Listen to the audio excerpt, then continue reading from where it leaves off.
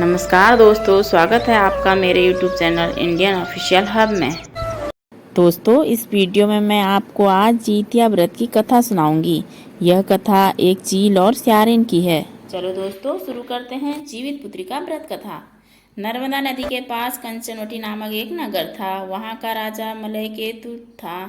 नर्मदा नदी के पश्चिम दिशा में मरुस्थल भूमि थी जिसे बालूहट्टा कहा जाता था। वहाँ एक विशाल पाखड़ का पेड़ था जिसमें एक चील रहती थी और उसके नीचे एक गुफा थी जिसमें एक स्यारिन रहती थी। उन दोनों ने एक दिन कुछ औरतों को जीतिया व्रत की पूजा करते हुए देखा और दोनों ने सोचा कि हम भी अपनी संतान के लिए यह व्रत लेंगे। दोनों ने एक साथ इस व्रत को रखा। फिर दोनों ने भगवान जीमूतवाहन की पूजा के लिए निर्जला व्रत रखा। व्रत वाले दिन उस नगर के बड़े व्यापारी की मृत्यु हो गई। अब उसका दाह संस्कार उसी मरुस्थल में किया गया। काली रात हुई और घनघोर घटा बरसने लगी।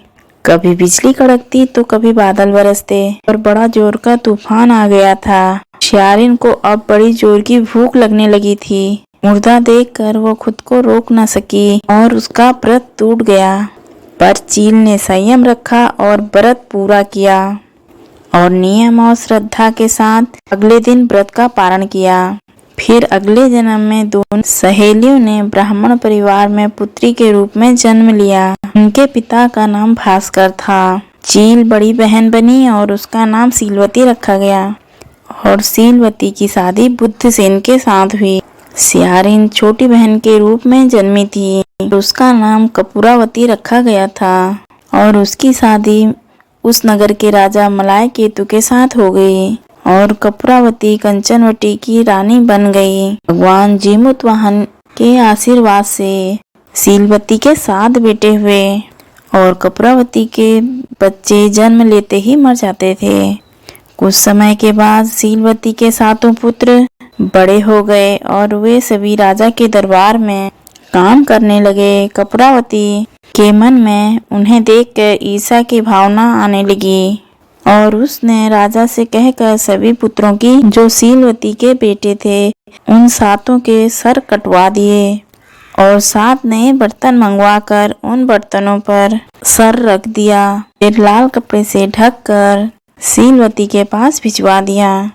यह देख भगवान जीमूतवाहन ने मिट्टी से 7 भाइयों के सिर बनाए और सभी के सिर को उनके धड़ से जोड़कर उन पर अमृत छिड़क दिया जिससे उन पर जान आ गई और 7 युवक जिंदा हो गए और घर लौट आए और जो कटे सर रानी ने भेजे थे वो सब फल बन गए। और दूसरी ओर रानी कपूरावती बुद्धसेन के यहाँ से सूचना पाने को व्याकुल थी। जब काफी देर सूचना नहीं आई तो कपूरावती स्वयं बड़ी बहन के घर गईं। सबको जिंदा देखकर वह सन्न रह गईं और बेहोश हो गईं। जब उन्हें होश आया तो उन्होंने बड़ी बहन को सारी बात बताई। तब उसे अपनी गलती पर पछतावा हुआ।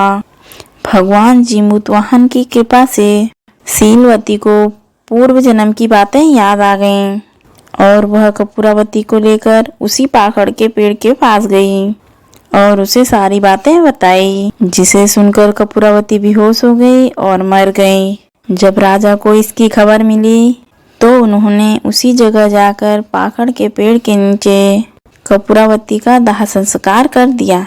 बोलो जीमूतवाहन भगवान की जय। तो दोस्तों, मेरी आज की वीडियो आपको अच्छी लगी हो तो एक लाइक और वीडियो को शेयर जरूर कीजिएगा। अगर चैनल पे नए हैं तो प्लीज़ चैनल को सब्सक्राइब कर दीजिएगा। मिलती हूँ आपसे ऐसे ही एक और नई वीडियो के साथ। तब तक के लिए धन्यवाद।